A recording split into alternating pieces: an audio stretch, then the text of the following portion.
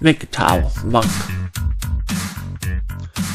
Hey guys, this is a shorter video, and first off, notice that the channel has a name change. It is no longer MGTOW monk, it's Tales from the Monk, and the reason why is I don't want to be a quick, easy target to get slammed by YouTube, and the other reason is I think sometimes if the channel name is MGTOW, while it's easier to find, it can be very limiting. So I'm hoping that the content will just get found of its own accord. So I want to talk about how it's time to fight back, and that makes me in some ways not a MGTOW, because if you listen to the Monkey Trio MGTOW, they believe that a lot of MGTOW is just going your own way and not being an MRA or men's rights activist. But I really do think that the belief that things are impossible to change is incorrect, and I also believe the hope that somehow you can take women's rights away is also incorrect, which means that basically they're just standing on the sidelines waiting for the collapse, which is going to happen in about 2050 or 2060. I think that if we take some small steps and have some small wins, it might be possible to delay this and give us another 40 or 60 years, during which time technology will move ahead, thinking and philosophy will move ahead, and delaying the collapse, which is the only target that the mainstream MGTOWs are facing, because they think women have the preponderance of the vote and that things will be impossible to change. I disagree. I don't want to be an MRA, but I think that there should be more calling attention to the situation. I think more that people realize that the divorce courts have gotten so sick and twisted that the only solution is for men to get completely outside of it. Then I think there must be some response. I think there should be a different kind of marriage, a marriage 2.0, which has very specific financial liabilities for men so that people can have babies again. I also think that another movement is just to start setting up colonies in foreign countries which do not have such divorce laws, and basically reseed the world from colonies, let America fall apart, and then maybe at a later time we'll be able to go back. Similar to what's happening in South Africa, there's a breakaway group of Afrikaans that have a small city that's all their own people. They're very successful and they just want to be left alone. I think this can be some of what's possible. I also think that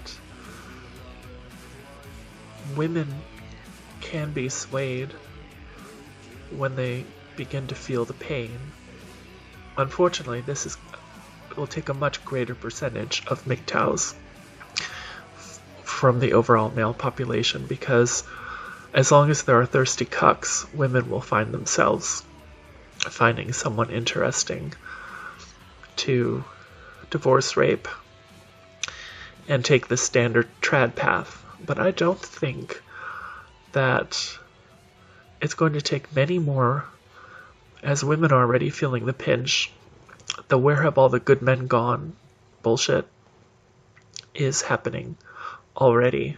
So if the percentages double and things get much worse, which they are, it won't be long until more women start going, okay, what can we do to make this come back? What can we do to make this better? So I don't think it's going to take 51% of the vote to make a dramatic change. I don't think that protesting at divorce courts is going to work. I think what's more important is more documentaries, more men telling their stories, more hashtag I was divorce raped I don't know what the hashtag is, but whatever it is that's counter the Me Too. I also wanted to just talk a little bit about the different stages of MGTOW. And I think MGTOW 1 is taking the red pill, is waking up. MGTOW 2.0 is actually walking away from all engagements with women, and not even the pump and dump, not even having that short-term sex. And then MGTOW 3.0 is walking away from the society altogether. And this happens in two stages. First, financially. In America, we're taxed to death even on worldwide income. But we do get a tax break of $100,000 if you're out of the country the whole year. So if you leave the country, you can walk away financially. That's the only way to do it, really, because if you stay in the country, you'll eventually just become poor and homeless. And if you work, you'll just get sucked, tax sucked. So I think not feeding the beast, not feeding the system is very important, and that's, if you're really MGTOW 3.0, it means you've left the world to go on its own nutty way, and you're building a new life in a new place. And you can do that with an online business tax-free, because you'll be able to easily sustain yourself at $40,000 a year, $30,000 a year. You won't even come near the tax limit, and if you are so successful that you're earning $100,000 a year and paying some minor tax, who cares? So I think this establishing MGTOW communities abroad is going to be a big next step and a big part of the process. And then there'll be, of course, videos showing happy men living happy lives, and even frolicking with the native women, if you can do so carefully. You have a vasectomy, venereal protection, condoms, whatever is required to provide a reasonable level of safety. And I know that men who go to the Philippines and simply dress well, put on a nice white shirt, a nice dark jacket, a Rolex watch, and some nice shiny black shoes. All you have to do is go to the mall and walk around a little bit, and you're just going to have women running up to you, smelling your beautiful cologne, and just pouring phone numbers down your shirt. So if you ooze the look of success, they will come. Now, what are the rules for divorce in the Philippines? I don't know. I can't imagine they're very good, but at least for the long-term companionship side, there's a lot of potential there because they speak English. I think Thai girls are a lot prettier. Some of them can get stout and really pretty. And I think Japanese women are the prettiest of all, but they're the most difficult. Unless you're teaching English and 20 years old. Anyways, those are some thoughts for today. I do think that this notion that MGTOW is completely divorced from the fight isn't quite right. I think MGTOW is responsibly pulling away from the things that can hurt us, but not pulling away from the fight. And if that only means setting up colonies, establishing new worlds and new borders and new vistas, so be it. We can let the world collapse. At the same time, we can also set an example and show how to live free and healthy lives.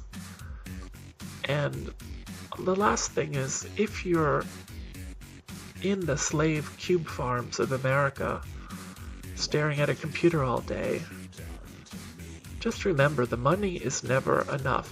The money is never worth it, because they will demand. The American motto is in loco parentis.